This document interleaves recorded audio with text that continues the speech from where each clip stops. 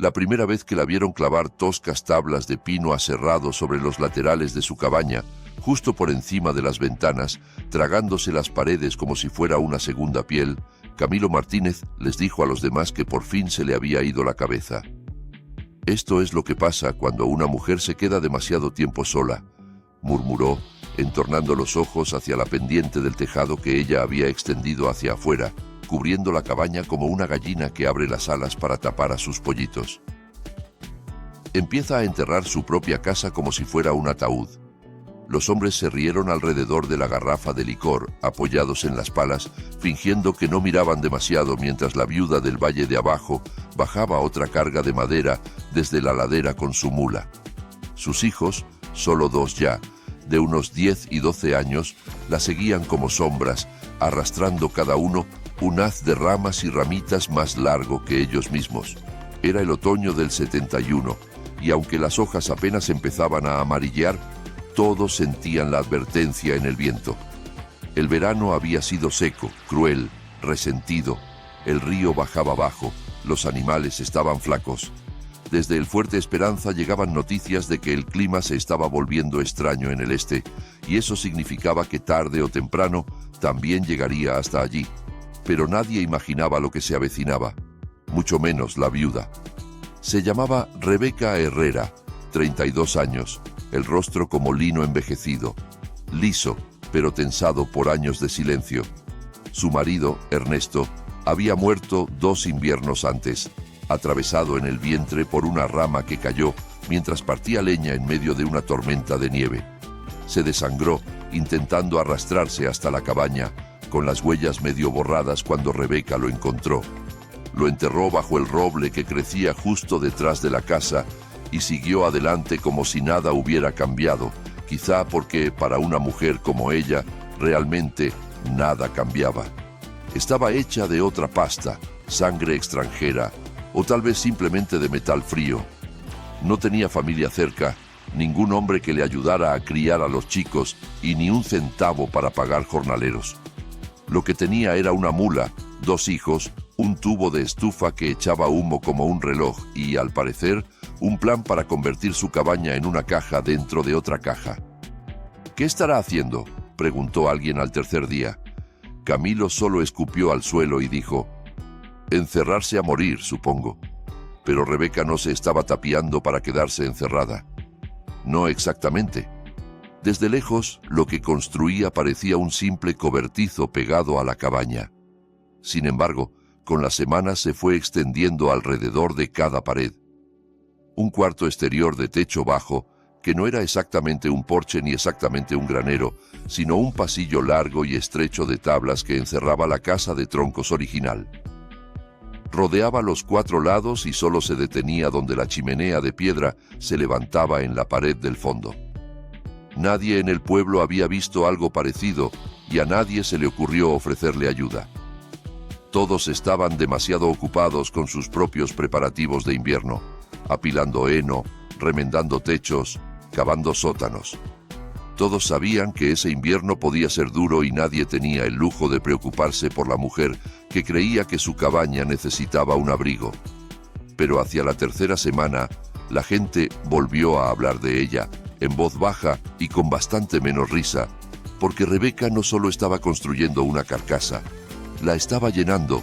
Los niños ya no traían solo madera, apilaban piedras, traían musgo seco, arrastraban sacos de arpillera rellenos de paja. Rebeca misma cortaba ramas de cedro en haces y las colgaba de ganchos en las vigas. Sellaba cada rendija con barro y brea y luego clavaba otra capa de tablas encima. El olor a pino, resina, humo y sudor salía de aquel cuarto extraño como un incienso que ardiera despacio. Y, en medio de todo, estaba la cosa que hizo que Camilo por primera vez dejara de burlarse. Rebeca forró todo el lado norte de ese cobertizo abrigo con leña. No solo una pila, una pared entera. Roble, abedul, algo de álamo, cortado con precisión, la corteza hendida, seco como hueso. Tenía que haberlo reunido desde el final del verano. Era suficiente leña para que sobrevivieran 3 familias enteras, quizá el doble, pero nadie le dijo nada a la cara. Los más viejos asentaban la cabeza con cortesía si se cruzaban con ella en la tienda de intercambio. Los jóvenes apartaban la mirada. Solo Sofía Jarkin, la curtidora que llevaba la tenería junto al arroyo Piedra, tuvo el valor de preguntarle directamente. «¿Esperas visita este invierno?», dijo, mientras Rebeca levantaba un saco de harina y lo cargaba en su carreta. Rebeca parpadeó una sola vez, despacio. «No, señora». «Entonces te estás fortificando para un asedio, supongo». Rebeca miró de reojo hacia sus hijos. Ellos observaban a dos cuervos peleándose por un trozo de grasa junto al pozo. «No». «Entonces, ¿qué demonios estás construyendo?». Rebeca vaciló. Luego respondió: «Un lugar donde el frío no pueda entrar». Sofía resopló. «No se puede detener el frío, muchacha. Solo se aguanta hasta que pasa». Los ojos de Rebeca no se movieron. «Sí se puede, si lo mantienes afuera». Para diciembre, el valle ya era un manto blanco. La primera tormenta llegó temprano. Dejó casi 1 metro de nieve en una sola noche y partió por la mitad una docena de tejados. La familia Martínez perdió la mitad del rebaño de ovejas por congelación. El bebé de los Duarte casi se muere de frío cuando se agrietó la chimenea y el humo se les metió en las vigas. En el pequeño hueco al fondo del valle, en cambio, la cabaña de Rebeca humeaba con la misma regularidad de siempre. Ni una sola vez fue al pueblo a buscar más leña. Para Año Nuevo, todos los demás se habían quedado sin sus reservas. Los troncos húmedos chisporroteaban en las estufas de hierro y los hombres maldecían el moho que hacía que ardieran lento y mal. Pero el fuego de Rebeca no titubeó. Su cobertizo, por raro y estrecho que fuera, mantenía la leña seca, incluso templada. El viento no la alcanzaba, la nieve no la tocaba. Cada tronco que quemaba dentro de la casa había pasado semanas protegido en aquella caja de tablas. Su cabaña se mantenía tan caliente que alguien la vio una vez, en pleno febrero, extendiendo ropa mojada en un cordel detrás de la casa. Y por primera vez que se recordara, sus hijos no enfermaron de esa tos áspera que cada invierno les destrozaba el pecho. En marzo, las risas cesaron del todo. Ahora solo quedaban preguntas. Y, para abril, vinieron las imitaciones. Media docena de casas del valle empezaron a añadir cobertizos de tormenta. Los hombres alargaron habitaciones traseras, levantaron tejadillos apoyados en postes, incluso intentaron enterrar la leña en fosas. Pero no era lo mismo. Sus troncos ya se habían empapado. Sus techos seguían goteando. No entendían. Rebeca no solo había almacenado leña, había levantado una pared con ella, se había aislado con esa madera, la había convertido a la vez en escudo y combustible. Era una defensa contra el enemigo al que todos se olvidaban de temer hasta que era demasiado tarde: la humedad. Y no solo se mantenía seca la leña, ella también. Incluso cuando el último deshielo bajó desde la cresta y empapó la mitad del valle, la cabaña de Rebeca se mantuvo cálida, seca como un libro de himnos viejo. La nieve se había amontonado aquel invierno pesada como una maldición, pero la extraña manga de madera que había construido alrededor de su casa aguantó, desvió el peso, mantuvo a raya el viento, secó su leña, secó sus botas, mantuvo a sus hijos calientes y sanos por primera vez en 2 años. Nadie se acercó a darle las gracias, pero la miraban con otros ojos. Para la primera semana de mayo, Rebeca ya salía temprano con el hacha, cortando los arbolitos que crecían junto al borde todavía helado del arroyo, troncos que los demás habrían esperado hasta finales de verano para talar. Sus hijos, Lucas y Elías, se movían detrás de ella como 2 fantasmas entrenados. Lucas, el mayor, ya cargaba una pequeña hacha y llevaba la vieja bufanda de su padre como si significara algo. Elías, más menudo y nervioso, hablaba poco. A menudo arrastraba solo ramas caídas mientras Rebeca abría el camino. Trabajaban en turnos largos: cortar, partir, apilar. Rebeca ya no miraba hacia las colinas, donde la casa de los Martínez seguía medio enterrada en el barro del deshielo. No levantaba la vista a la cresta, donde los Duarte estaban levantando un cobertizo parecido al suyo, torcido y mal sujeto. No hablaba a menos que fuera para dar instrucciones a sus hijos. Solo trabajaba. Lo que construyó después hizo que los vecinos volvieran a murmurar. Rebeca no se limitó a rellenar su cobertizo. Lo dobló, lo alargó. Usó el mismo método. Tablas, brea, musgo para calafatear, relleno de paja.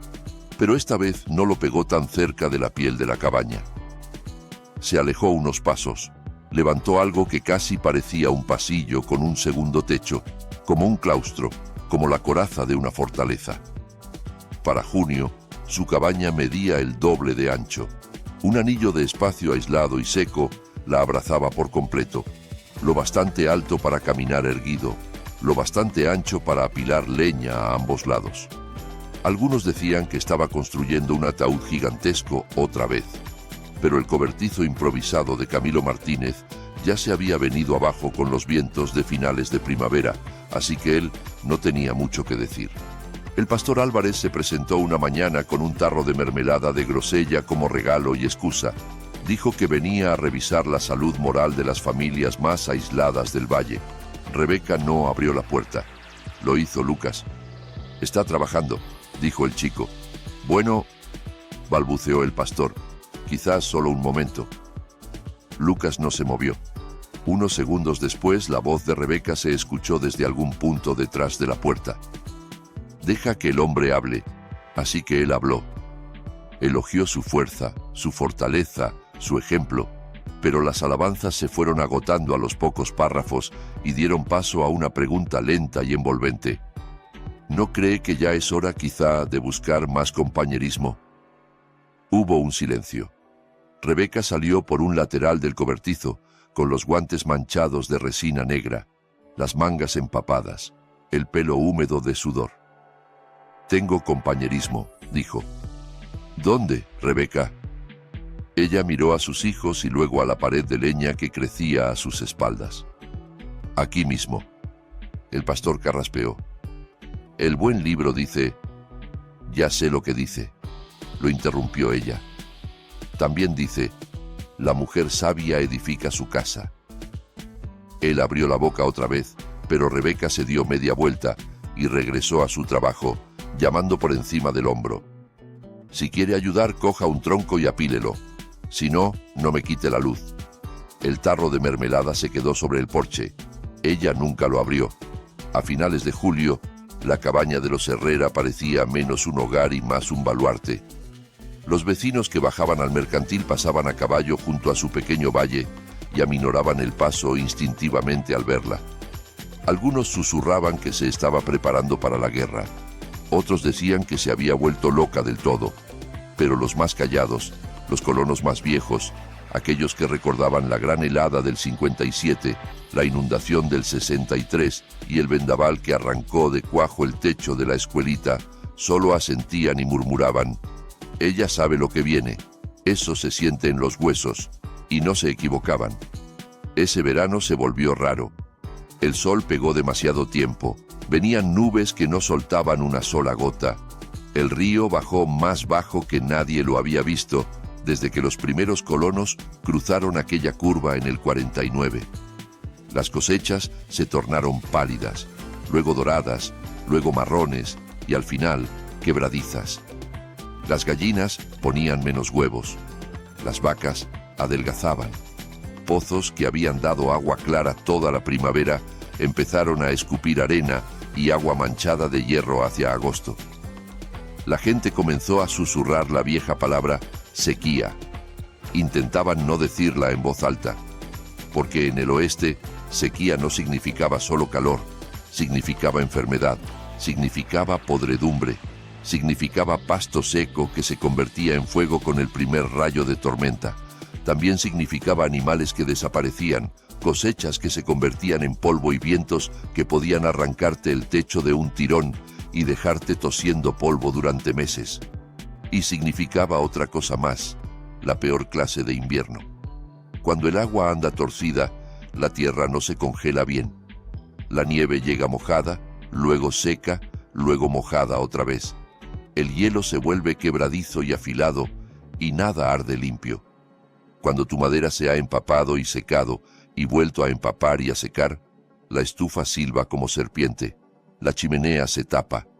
Y si no te has preparado, de verdad preparado, estás muerto antes de febrero. Pero Rebeca sí se había preparado, y esta vez no tenía solo leña, tenía astillas clasificadas por tamaño, completamente secas, apiladas en cajones, barriles, cajas y hasta en sacos de pienso viejos. Tenía aislamiento, capa tras capa de arpillera, lana de oveja, paja y ramas de pino clavadas por dentro de las paredes del cobertizo a modo de colcha.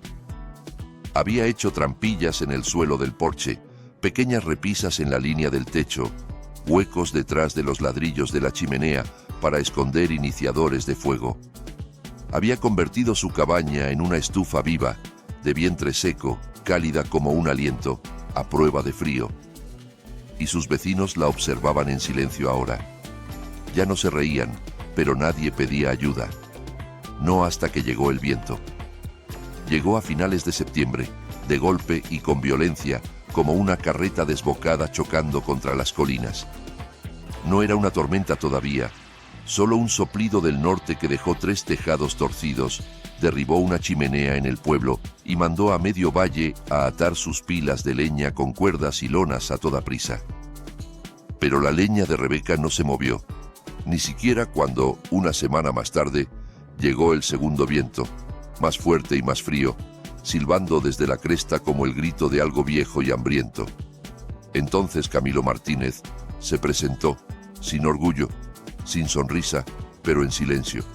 Se quedó de pie al otro lado de la cerca y esperó. Rebeca salió, secándose las manos en un trapo. Él miró la pared de leña, las filas dobles de troncos partidos, aún con corteza, alineados con ramas de cedro, todos secos y sellados detrás de una segunda pared de tablas. «Tengo la madera toda mojada», dijo al fin. Rebeca asintió. «Puedo cambiarla por otra cosa». Ella no dijo que sí ni que no, solo lo miró. «Te reíste de mí», dijo sin rabia como quien enuncia un hecho. «Me equivoqué». Aún así, ella calló. «Cortaré para ti, traeré a mi hijo, limpiamos todo ese terreno de atrás, donde los pinos están volviendo a crecer». Ella lo observó un momento más y al final asintió una vez. «Ponla a secar junto al arroyo», dijo. «No cerca de la cabaña, no esta vez». Y así, el primer hombre del valle empezó a trabajar para ella. Después vinieron otros. Los Duarte enviaron a una de sus hijas con una canasta de carne ahumada y una petición de planos para levantar un cobertizo como el suyo. El pastor volvió, esta vez con las mangas remangadas y un martillo en la mano. Para noviembre, la mitad del valle tenía cobertizos de imitación brotando como extraños tumores en los laterales de sus casas. Ninguno tan ajustado, ninguno tan bien aislado en capas, pero lo intentaban. Y Rebeca, mientras tanto, terminó su anillo. Trazó un último sendero de piedras desde la pared trasera de la cabaña hasta el sótano de raíces enterrado, y también lo encerró. Un túnel, cálido, sin viento. El frío no podía tocarlo. Entonces dejó de construir, dejó que los demás miraran, y esperó, porque sabía que lo peor aún no había llegado. Llegó sin aviso, como un juicio divino. La mañana del 4 de diciembre amaneció calmada. Una escarcha fina cubría los cristales de todas las cabañas. En el valle se había instalado un silencio tan denso que hasta los pájaros parecían contener el aliento. El cielo era una placa gris, plana e inmóvil, sin cortes ni movimiento, y el viento había desaparecido, como si también esperara. Rebeca se quedó junto a la entrada trasera del cobertizo, levantando el brazo para probar la quietud. Notaba el peso en el aire. No era lluvia ni nieve todavía, solo presión. La mula estaba inquieta, los niños callados. Elías no dejaba de mirar hacia la cresta, como si esperara ver algo asomarse por encima. Esa noche empezó. Una nieve silenciosa cayó a plomo, en láminas, constante y aterradora por lo indiferente. No había copos juguetones ni ráfagas de viento, solo una cortina sólida de blanco. Cubrió el valle como ceniza. En 6 horas, las cercas estaban enterradas. En 12, las puertas bloqueadas. Al amanecer, el asentamiento casi había desaparecido bajo la nieve. Los que habían mantenido la estufa encendida durante la noche tuvieron suerte. Sus chimeneas siguieron abiertas y el humo siguió saliendo hacia el cielo. Los que dejaron morir el fuego para ahorrar leña, pensando en reavivarlo al amanecer, despertaron a oscuras, en silencio, con las chimeneas selladas por nieve compacta. Y lo peor, casi todos tenían leña que no prendía, porque cuando llegó la tormenta, llegó húmeda. Las primeras 12 horas empaparon todo antes de que el hielo se apoderara del valle. Los troncos que se habían dejado bajo lonas y toldos se volvieron resbaladizos, inútiles. La yesca se convirtió en papilla. Las cerillas se partían sin encender. La cabaña de Rebeca brillaba como un farol en mitad de la tormenta. Dentro hacía calor, no un calor sofocante, pero sí constante, respirable, como el de un granero habitado durante años. Las paredes dobles del cobertizo no solo habían detenido el frío, lo habían frenado, habían cortado el viento, mantenido cada tronco seco. Lucas y Elías trabajaban por turnos durante la noche, alimentando la estufa. Usaban primero lo pequeño, delgadas astillas de cedro, piñas, ramitas envueltas en cera. Rebeca les había enseñado a priorizar. Mantengan la yesca pequeña y seca. No gasten el roble grueso hasta que el fuego sea limpio. Cierren la compuerta cuando el viento silbe. Siempre 2 fuegos por delante. Les había repetido en otoño en forma de ejercicio. Ahora lo hacían en silencio, eficaces, en la penumbra de aquella cabaña enterrada, con las ventanas tapiadas por 2 capas de madera y tela engrasada. Rebeca vigilaba el túnel lateral. Conducía desde la esquina trasera de la cabaña hasta el viejo sótano de raíces, un lugar que la mayoría solo visitaba en primavera, cuando la tierra se ablandaba. Pero ella lo había preparado durante todo el otoño. Puso virutas de cedro, tapó filtraciones, reforzó la pendiente. Ahora era su mejor despensa: carne curada, quesos duros, manzanas secas, frascos de manteca. Lo revisaba cada pocas horas porque no se fiaba de que la tormenta se mantuviera educada. Y tenía razón. Para el tercer día, la nieve llegaba más arriba del pecho de un hombre. Los techos se combaban. El humo desaparecía en el blanco. El viento había vuelto, cortando el valle como un cuchillo, doblando los pinos. Los ventisqueros se apretaban contra las paredes, encontrando rendijas, convirtiendo cada casa en una tumba enterrada, excepto una. El cobertizo de Rebeca no era un añadido improvisado. Estaba pensado. La pendiente del techo estaba inclinada hacia afuera, lejos del tejado principal, para que la nieve resbalara en vez de acumularse. Los aleros estaban reforzados. Las paredes tenían doble armazón, con tablillas que permitían un mínimo juego, de modo que el peso de la nieve podía presionar sin derrumbarlo todo. La chimenea tenía una caperuza simple de lata, un tubo viejo recortado y atado con alambre para dividir y desviar la nieve que caía, manteniendo el tiro abierto incluso mientras la tormenta enterraba el resto del mundo. Al 4.º día oyeron el primer golpe. Suave, indeciso.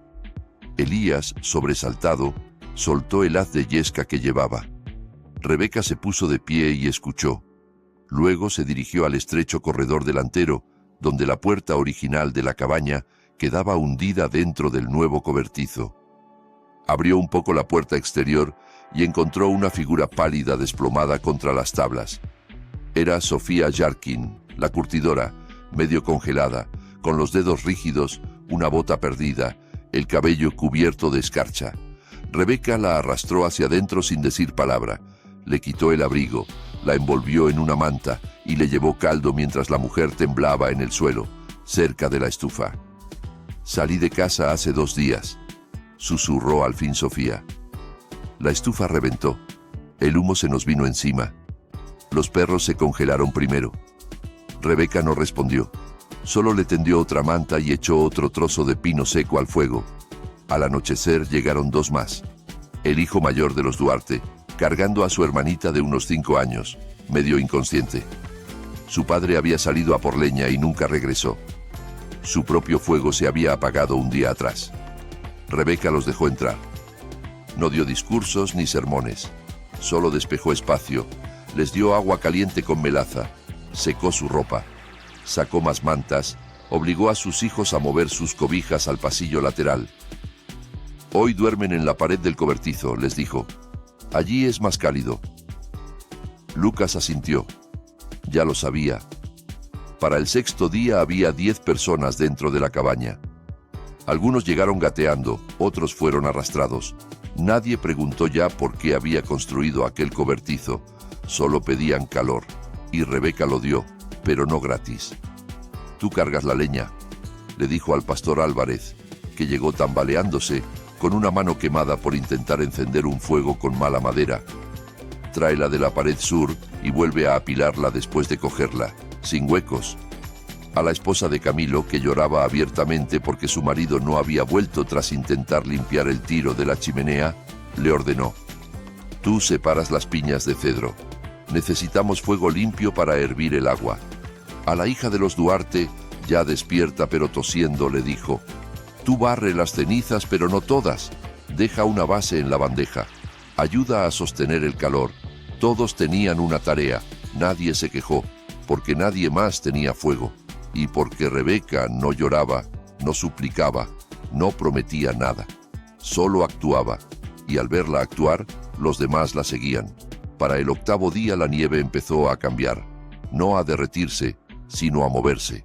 Los montones se deslizaron. Las cornisas cedieron. Un cobertizo junto al río apareció aplanado. El sótano de los Martínez se había hundido. Alguien dijo que se veía la punta de un tubo de estufa asomando como lápida en un ventisquero, pero nadie sabía de qué casa era. Dentro de la cabaña el aire seguía seco y cálido. La comida iba justa, pero Rebeca había puesto a remojo frijoles secos, manteca, avena machacada. Racionaba con precisión, sirviendo con cucharón, no con tazón. Nadie protestaba. Una noche, mientras removía una olla de nieve derretida con trozos de carne seca, Sofía preguntó en voz baja: ¿cómo supiste? No lo hice, respondió Rebeca sin levantar la vista. Entonces, ¿por qué? Rebeca se detuvo un instante. Porque al frío no le importa si crees en él o no, solo llega. Sofía asintió despacio, con los ojos brillando. Tu marido no murió en vano. Rebeca giró la cuchara otra vez. Murió con frío. Es lo único que recuerdo. El silencio que siguió no fue solemne, solo verdadero. Para el 10º día, cuando el viento empezó a amainar y un primer rayo de luz se coló por la parte alta de la pared, mostrando un trozo de cielo azul tras las nubes, Rebeca abrió la puerta principal por primera vez desde que comenzó la tormenta. La nieve se había endurecido como piedra. Cavó un túnel con su pala, cuyo mango había envuelto en lana, y salió hacia el frente, hacia la claridad que se filtraba por la estrecha rendija entre el techo del cobertizo y la masa de nieve encima. La capa estaba compactada en estratos, aplastada por su propio peso, pero se había formado una costra en la superficie. Trabajaron por turnos. Lucas se alternaba con Elías. Rebeca descansaba entre paladas. Nadie más se ofreció. Sabían que no era que ella rechazara la ayuda, sino que se movía con un propósito que nadie quería interrumpir. Al mediodía rompieron al fin la costra. Un haz de sol se clavó en el corredor como una hoja. Cuando tocó el rostro de Rebeca, sus labios se entreabrieron, no por sorpresa, sino como quien reconoce algo que llevaba tiempo esperando. Ensanchó el agujero, abrió un canal hacia afuera, por encima del anillo exterior de su cobertizo. Luego, lentamente, subió y emergió a la superficie de nieve endurecida que casi le llegaba a la mitad de las contraventanas. El aire era cortante, quemaba en los pulmones, pero estaba limpio y era silencioso. tan silencioso que se escuchaba a lo lejos el chasquido de algo que cedía en la cresta, quizá un árbol desplomándose bajo su propio peso.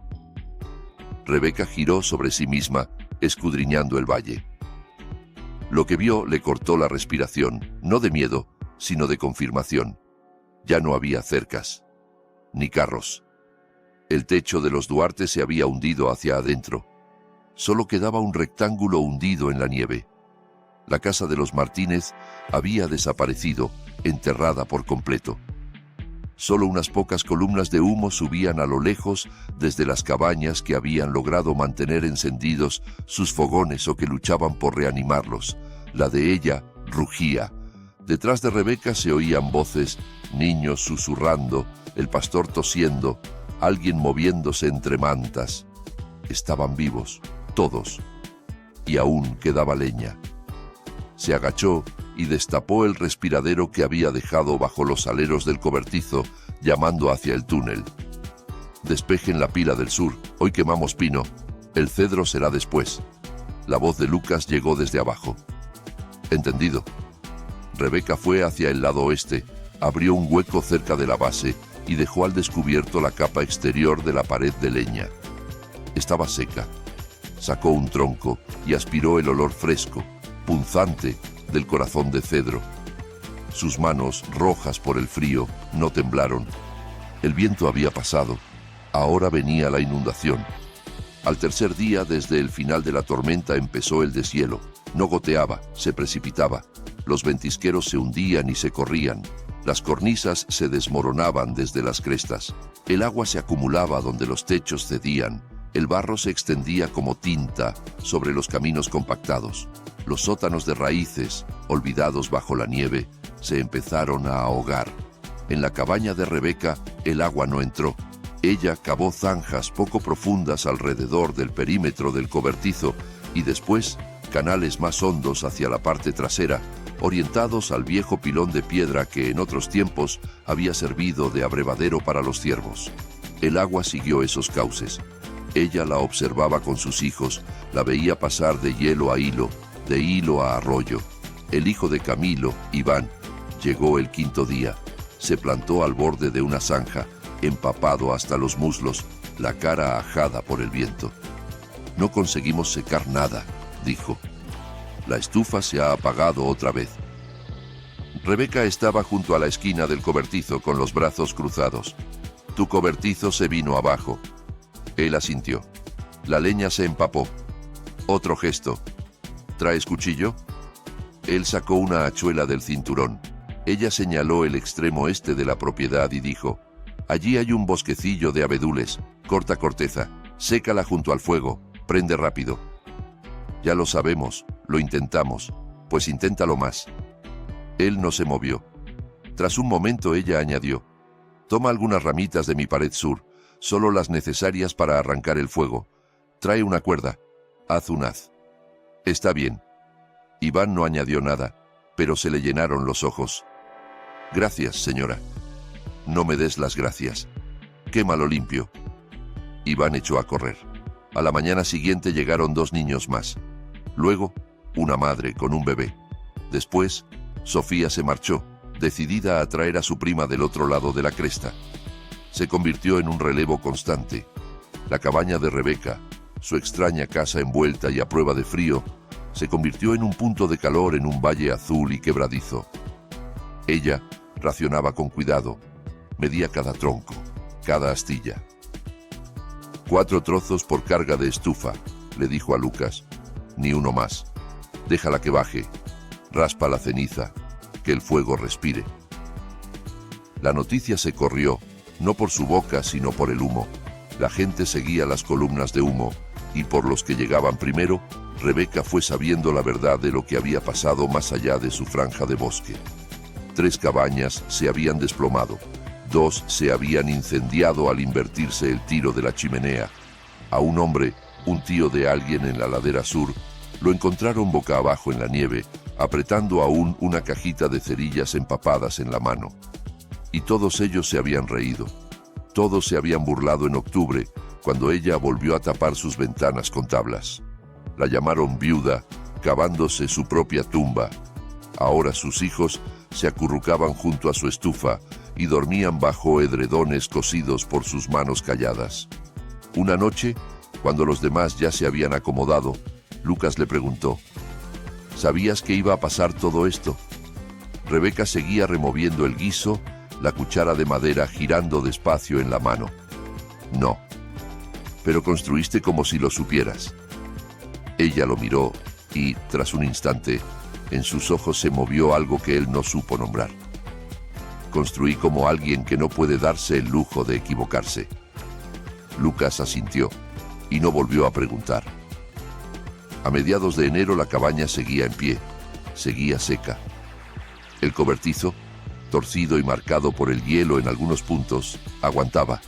La estufa seguía humeando sin descanso y cada noche llegaba alguien más. No todos se quedaban, pero todos pasaban.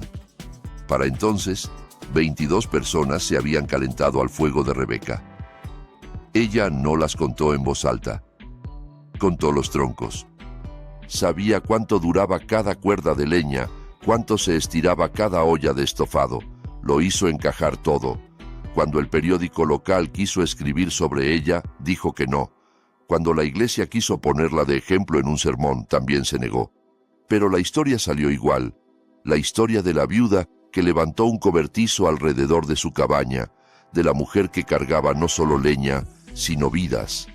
Decían que había llevado a través del peor invierno, que nadie recordara a más de 2 docenas de almas y que no perdió ni una sola. Al año siguiente, cobertizos brotaron por todas las laderas. Nadie se burló esta vez. Los llamaron capas Herrera. Los construyeron anchos, altos, algunos incluso bonitos, pero ninguno fue tan firme como el de Rebeca, porque el suyo no había nacido de la simple astucia, sino de una negativa, la negativa a dejar que el frío ganara otra vez. Y en el silencio que siguió al deshielo, en la pausa entre estaciones, el valle contuvo el aliento, esperando, pero ya sin miedo, porque ahora tenían leña, tenían paciencia, y tenían el ejemplo de Rebeca Herrera, una mujer que no reía, no lloraba, no se jactaba, solo construía, encendía el fuego y vivía.